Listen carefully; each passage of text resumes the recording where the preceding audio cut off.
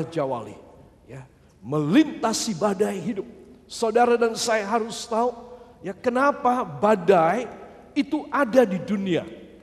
Saudara, semakin banyak industrialisasi, semakin banyak dipergunakan listrik, medan magnet, ya saudara. Kemudian juga radiasi sinar-sinar, hasil gas dan hasil kimiawi, maka semakin banyak puting beliung, semakin banyak awan cumulonimbus, ya, di mana yang menjatuhkan pesawat-pesawat seperti kemarin terakhir. Tapi Raja Wali, dia tidak pernah bisa mati. Dia tidak pernah bisa dibanting, macet ketika dia terbang dan melintasi awan sibi ini, dan dia mati, tidak bisa. Karena dia di atasnya awan sibi. Dia punya areal, dia punya perjalanan, dia punya traffic lalu lintas itu di atasnya awan-awan badai. Makanya ini akan kita pelajari.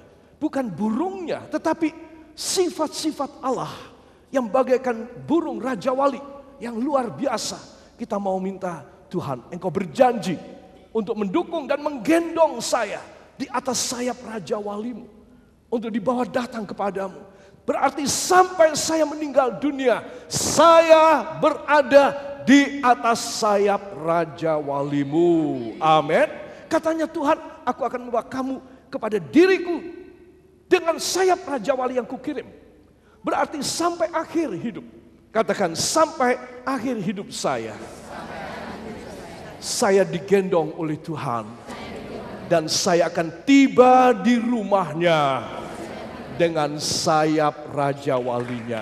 Haleluya. Luar biasa. Para kekasih anak Tuhan itu adalah seorang yang 100% tergantung. 100% tergantung sama Tuhan. Dia tidak mengandalkan uangnya, dia tidak mengandalkan pengalaman, kekuatannya, kepintaran. Dia harus letakkan. Itu sebab kalau kita tidak mempunyai sayap Raja Wali, ya saudara, maka kita tidak bagai Raja Wali. Kita harus bagai Raja Wali untuk kita bisa mengalahkan setiap persoalan dalam hidup kita. Amin. Para kekasih, ayat ini kita akan baca dalam kitab Keluaran pasal yang ke-19 ayat yang keempat. 1, 2. Kamu sendiri telah melihat apa yang telah kulakukan kepada orang Mesir, dan bagaimana aku telah mendukung kamu di atas sayap Raja Wali dan membawa kamu kepadaku. Amin. Coba. Kamu sendiri telah melihat, kamu melihat 10 bencana yang aku berikan kepada orang-orang Mesir. Dari Firaun, raja mereka, sampai yang paling muda, bayi-bayi mereka. Aku menimpa mereka dengan hukuman. Tetapi kamu beda. Dan bagaimana aku telah mendukung kamu di atas sayap Raja Wali. Tuh lihat. Pada satu ayat ini ada 2 sejarah dari 2 bangsa yang hebat di dunia pada saat itu. Mesir dan Israel yang dibawa tinggi. Terbang tinggi bersama dengan dia. Ini dihancurkan, ini disiksa oleh Tuhan, ini dibawa datang, dimerdekakan, dibebaskan, dimasukkan pada tanah perjanjian yang berlimpah susu dan madunya. Saudara, itu sebab kalau kita melihat pada satu ayat ini, ada 2 sejarah dunia yang hebat.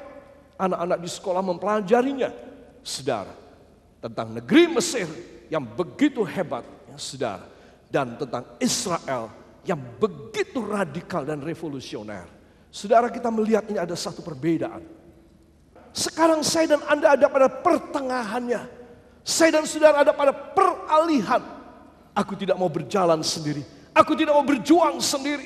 Aku mempunyai sayap Raja Wali. Dan dia yang mendukung aku, menggendong aku sampai aku masuk dalam kerajaannya. Itu sebab anak-anak Tuhan, ayat ini maknanya bagi sejarah dunia itu luar biasa. Termasuk bagi sejarah pribadi kita. Amin. Para kekasih, mari kita akan menengok berikutnya. Bagai Raja Wali melintasi badai hidup. Saudara, Raja Wali tidak terbang, kata terbang adalah flying, mengepakkan sayap. Dia hanya 2-3 kali kepak sayapnya, langsung dia melesat naik tinggi. Di sana, saudara, karena tekanan udara itu minim, ya, jantung paru-parunya hebat sekali, kuat. Di sana dia cuma melayang, ya, dia di sana cuma dan melayang tinggi. Itu dalam bahasa Inggris soaring, soaring. Dia sedang soar, dia sedang soar, dia cuma melayang aja. Dia mengubah sudut dari sayapnya.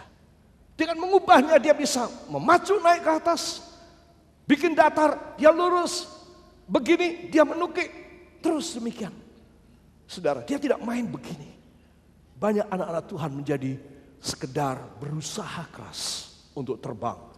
Tetapi seorang Raja Wali, dia mengarahkan pada satu wilayah yang beda. Kenapa burung itu harus begini? Karena dia ada pada tekanan satu atmosfer. Kalau dia tidak begini, dia terhempas karena gaya gravitasi bumi. Tetapi karena Raja Wali, dia tidak mencari atmosfer. Dia mencari pada di atas atmosfer. Pada atmosfer yang tipis. Itu sebab dia cukup begini saja. Hanya membuat sudut pada sayapnya. Dan dia bisa kencang, dia bisa melambat, dia bisa naik lagi, atau dia bisa menurun lagi. Ketika saya masih remaja, saya ikut 2 pramuka biasa dan pramuka udara. Di lapangan udara, Angkatan Udara Iswayudi Mauspati. Saudara, saya belajar membuat dan menerbangkan itu pesawat dari kayu balsa. Itu sudutnya harus betul. Saudara, dengan remote control, kita hanya mempermainkan saja sudutnya. Untuk dia bisa kencang, naik, atau untuk dia turun, mendarat dengan baik. Saudara dan saya harus ingat, walau bumi bergoncang, saudara, badai menerjang, saudara, engkau dan saya bersama dia. Itu berarti kebersamaan saudara dan saya. Kehidupan rohani kita, persekutuan, dan kita punya kesatuan dengan Kristus. Seorang anak Tuhan yang dekat dengan firman. Seorang anak Tuhan yang mempunyai waktu doa pribadinya dengan baik. Dengan disiplin kepada Tuhan. Saya yakinkan dia hidup bersama dia. Ya, kita akan selalu hidup bersama dengan dia. Kenapa? Karena seperti yang kita nyanyikan tadi. Kita selalu ada di dalam gendongan dia. Dan kalau Anda dan saya bersama dengan dia, tidak usah heran dan gumun, engkau akan melihat pekerjaan Allah yang besar. Sebab kerendahan hati, katakan kerendahan hati saya untuk selalu bersekutu dengan Kristus menghasilkan keajaiban Raja Wali. Beri tepuk tangan bagi dia, haleluya.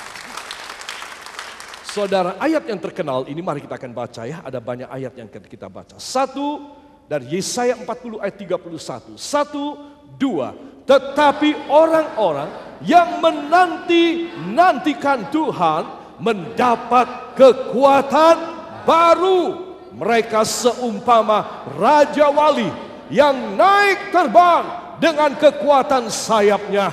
Mereka berlari dan tidak menjadi lesu. Mereka berjalan dan tidak menjadi lelah.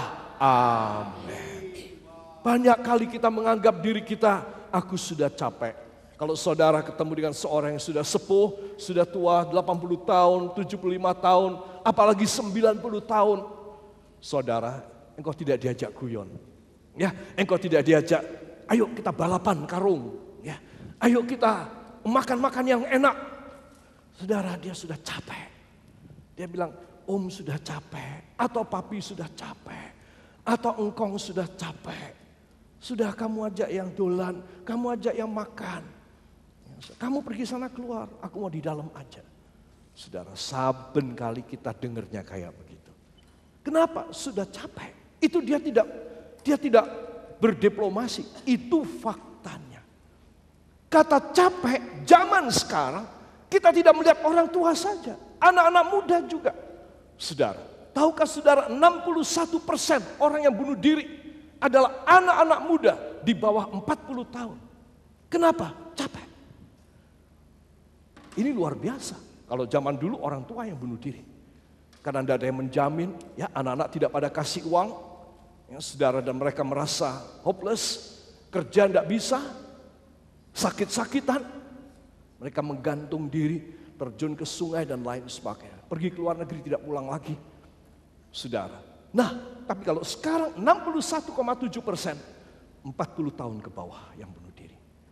Anak muda capek, sudah tidak kuat, saudara.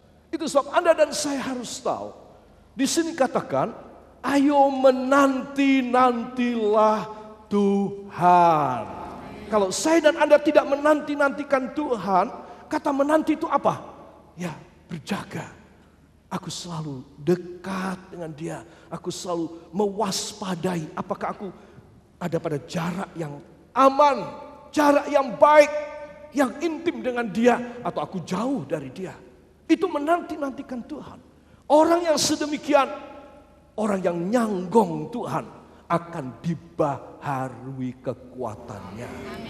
Sebab anak-anak Tuhan, tua dan muda, saya dan Anda harus mempunyai pembaharuan kekuatan. Bila tidak, ada masalah kecil, masalah cukup gede atau sangat gede, kita tidak akan kuat, saudara. Dan kita tidak akan bisa mengalahkan itu semuanya. Ayo menanti-nantikan Tuhan. Kata yang terbaik pada waktu saudara bingung, kata yang terbaik, nasihat yang paling penting ketika saudara grogi tidak ada jalan, saudara sakit lama tidak disembuhkan. Aku mau menanti-nantikan Tuhan. Aku tahu itu yang terbaik. Karena pada waktu aku menantikan Dia, Dia memberi kekuatan baru. Aku tidak mau ngamuk, aku tidak mau emosi, aku tidak mau nekat, aku tidak mau minggat. Aku tidak mau macam-macam. Aku mau menanti-nantikan Tuhan. Aku tidak mau mundur dari Tuhan. Aku cuma mau menanti-nantikan Tuhan. Ini satu kata yang istimewa. Maka orang ini, katakan, maka bila saya demikian, saya seumpama Raja Wali. Saudara, kenapa loh orang harus menanti-nantikan Tuhan? Supaya dia tenang. Dia punya ritme jantung, ya, denyut jantung. Dia punya pulse, dia punya denyut nadi. Tenang, saudara. Tuhan bisa menolong ketika engkau tenang. Ketika engkau grogi, ketika engkau dan saya dalam keadaan kalut. Saudara, kata menanti-nantikan tidak kena di sini. Pada waktu seseorang dia tenang di hadirat Tuhan. Dan dia menantikan dan dia bersabar. Tuhan, apapun yang terjadi, hamba cuma menanti engkau. Hamba tidak keburu nafsu. Hamba tidak emosional, hamba tidak akan meledak, tidak. Hamba akan tenang. Ketika hamba menantikan engkau, pastilah engkau menjadikan hamba seumpama Raja Wali yang naik terbang tinggi. Bosan menunggu? Pasti. Capek tidak sabaran? Pasti. Itu di situ ujian kita. Orang yang menanti-nantikan dia tidak akan bosan menanti. Dia tidak akan tidak sabaran. Dia tidak akan keburu nafsu. Orang yang menanti-nantikan Tuhan, dia akan membuang segala ego, hawa nafsunya. Aku mau buang semuanya.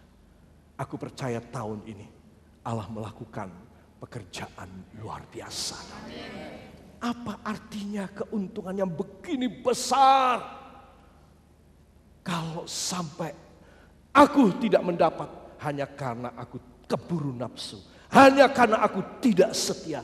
Hanya karena aku tidak sabaran di hadirat Tuhan. Oh, aku tidak sebegitu bodoh. Aku mau tetap teguh. Orang mengatakan, kamu harus pakai cara begini. Kamu coba deh jalan begini. Kamu harus menempuh usaha begini. Tidak, engkau cuma menanti-nantikan dari Tuhan. Saudara, ini ujian. Tapi orang yang lulus dalam ujian, katakan, bila saya lulus dalam ujian, saya seperti Raja Wali yang terbang tinggi. Amin. Itu luar biasa. Saya hidup belum terlalu lama, ya, walaupun sudah cukup dewasa. Tetapi saben kali saya mendapatkan ayat yang baru, yang Tuhan ungkapkan maknanya kepada saya. Wah, saya bilang, Kenapa tidak dari dulu-dulu Tuhan Engkau membuka rahasia ayat ini kepada saya? Kenapa baru sekarang? Saudara, ini satu contoh bahwa ini bukan tulisan mati. Ini bukan tulisan mati. Ini bukan satu literatur kepustakaan untuk disitir ayat berapa, kitab apa, surat apa, fasa berapa, ayat berapa, untuk menjadi bahan disertasi atau tesis saudara, atau bahan ini dan itu segala macam khotbah pendeta. Bukan. Ini ayat demi ayat. Kalau saudara mendapatkan makna dari Tuhan, engkau mendapat mujizat yang luar biasa. Ini bedanya dengan semua buku-buku yang lain. Semua buku-buku yang lain. Sebab kalau Anda mau belajar kuat, mau belajar dalam kemuliaan Tuhan, belajar untuk cara yang ajaib, untuk saudara punya mata pencaharian, penghasilan, gaji, usaha, bisnis saudara berhasil, ya belajar di sini. Saudara, belajar di sini. Engkau akan melihat perbedaannya hebat sekali. Orang yang menelaah firman dari Tuhan dan orang yang bergumul dengan kemampuan, kekuatan dan ilmunya sendiri berbeda sama sekali. Kenapa? Karena dia seumpama Raja Wali. Beda. Sebab Anda dan saya hanya ingin sepanjang beberapa menit ini untuk meyakinkan saudara, mbok dicintai firman Tuhan. Engkau boleh tidak punya apa-apa. Maaf. Engkau boleh miskin, bangkrut. Engkau boleh bodoh, tidak punya ilmu. Tapi engkau dan saya tidak bisa melepaskan ini. Sebab Anda dan saya harus mengerti akan rahasia ini. Kata menanti-nantikan artinya habisin. Semua ego, semua pendapat pribadimu anakku. Habisin. Kalau belum habis, aku mau lebih lama lagi.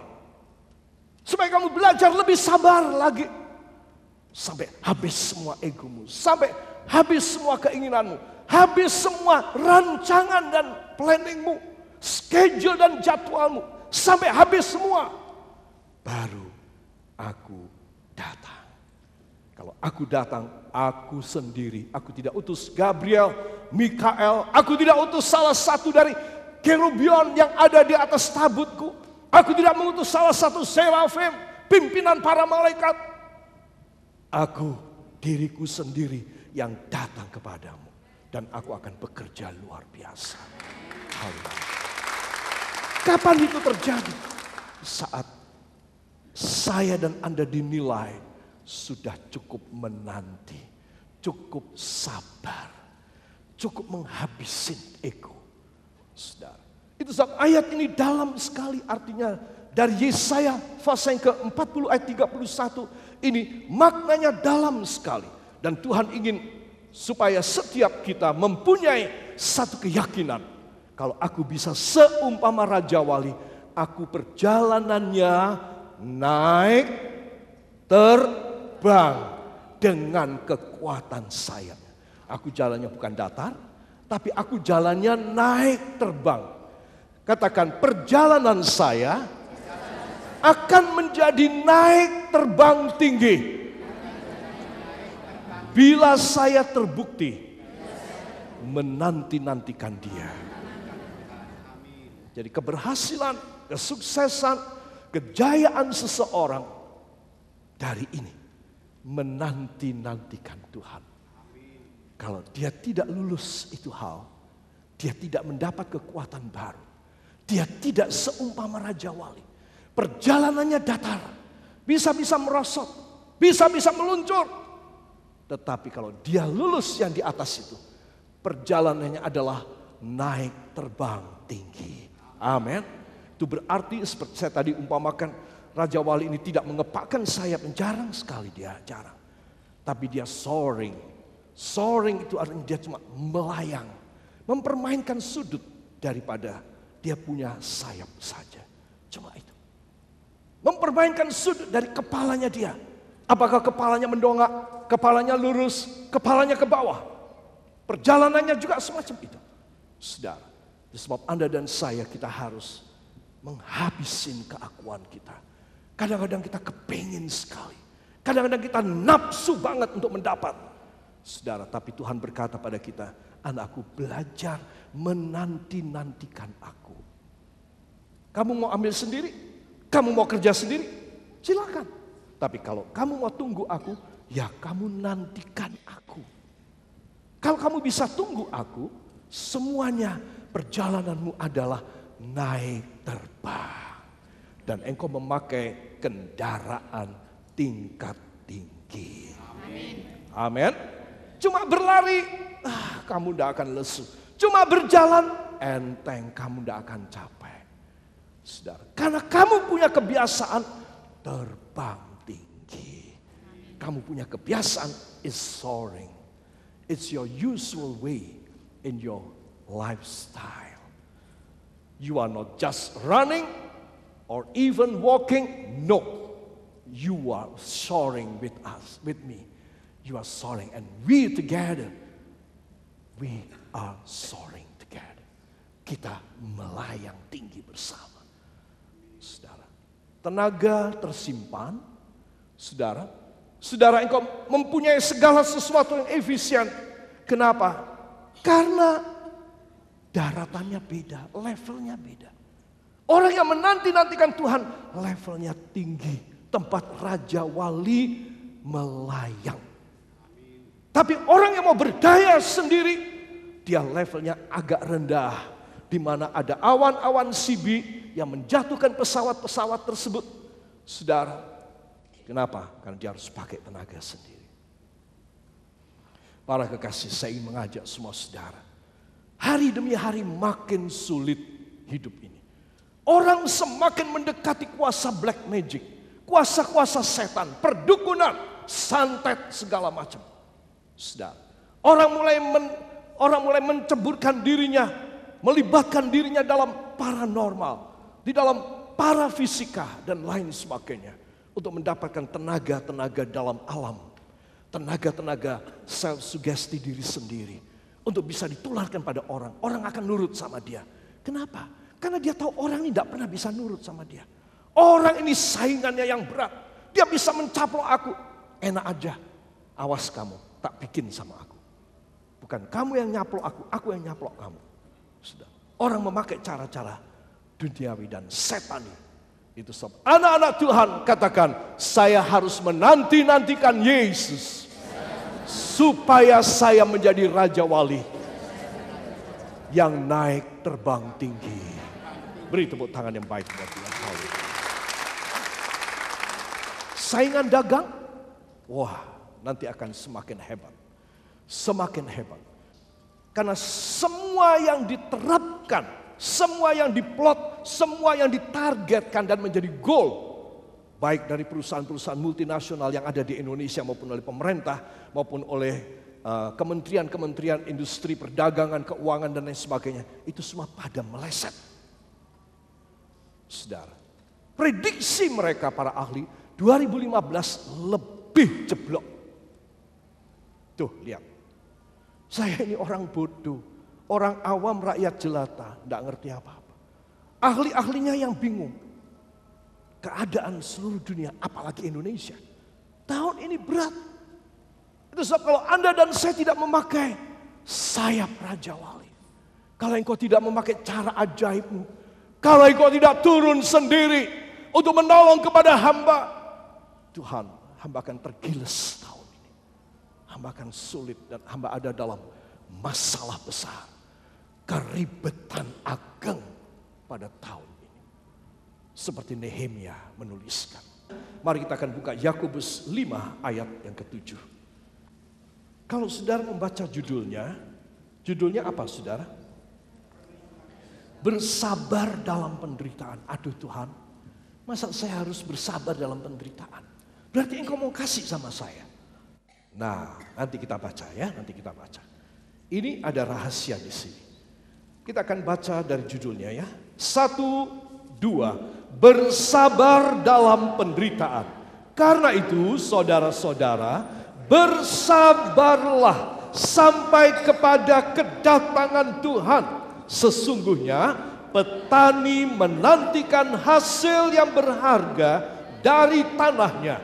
Dan ia sabar sampai telah turun hujan, musim gugur dan hujan musim semi. Saudara yang kekasih, saya kasih tahu. Ayat ini misterinya luar biasa. Ya, karena itu saudara-saudara, bersabarlah sampai kepada kedatangan Tuhan. Oh Tuhan, kalau begini benar-benar capek deh. Berarti sampai Engkau datang, aku harus sabar. Terus dapatnya kapan? Ya, orang banyak menafsirkan bahwa dia nggak mungkin bisa tahan ya, karena sampai Tuhan datang tuh sabarnya kayak apa? Terus dapatnya kapan? Karena Tuhan dalam kalimat kedua mengatakan sesungguhnya petani menantikan hasil yang berharga dari tanahnya. Amin. Dan ia sabar sampai telah turun hujan musim gugur dan hujan musim semi. Jadi kesabaran itu bukan terus sampai Tuhan datang nggak dapat. Tidak, dijelaskan Tuhan itu Allah yang bijaksana, bukan Allah yang tidak adil. Dijelaskannya demikian. 1 tahun itu ada 2 kali panen. Ya betul, ada 2 kali panen. Itu sebab kamu itu kalau sabar, ya berarti saben tahun kamu aku kasih hasil. Makanya sampai aku datang, sabarlah terus. Supaya setiap tahun kamu panennya tambah lama, tambah tahun, tambah banyak. Tetapi kamu sabar ini ya sampai aku datang. Jangan sampai kamu sugih. Jangan sampai kamu jaya. Jangan sampai kamu bisa bayar utang. Jangan sampai kamu bisa bangun rumah. Jangan sampai cita-citamu tercapai. Terus kamu tidak sabar, kamu tidak setia. Oh, aku tidak inginkan itu terjadi padamu, anakku. Aku mau kamu setia dan sabar sampai aku datang. Karena saben tahun aku akan memberi panen yang tambah tahun makin banyak panennya. Jadi saudara, engkau jangan kecil hati membaca ayat ini. Tuhan, lah terus saya dapat apa kalau sampai Tuhan datang? Saya harus sabar. Itu berarti dalam kesabaran saya, ketekunan saudara, kita menerima terus. Belajar merendahkan diri kita sendiri. Belajar kita membuang, kita punya keinginan-keinginan, cita-cita kita. Belajar untuk kita taat kepada Tuhan. Sebab anak-anak Tuhan, saya ingin mengajak semua saudara tahun ini lebih dekat kepada Tuhan. Katakan tahun ini. Ya, taruh tangan saudara pada dada saudara. Tahun ini saya berkomitmen harus lebih dekat kepada Yesus. Supaya di tahun ini saya terlepas dari segala keadaan yang negatif, yang mengerikan, yang membahayakan. Demi nama Yesus, saya pastikan diri saya di hadirat Allah, lebih dekat kepadanya, melayang tinggi bagai Raja Wali. Ucapkan terima kasih anak-anak Tuhan. Dengan doa sederhana ini, dengan pengertian sederhana yang saya sampaikan ini, engkau mendapatkan khasiat luar biasa di tahun ini. Hanya di dalam nama Tuhan Yesus Kristus, Juru Selamat dan Penebus kami. Kita yang percaya mengaminkan. Amin.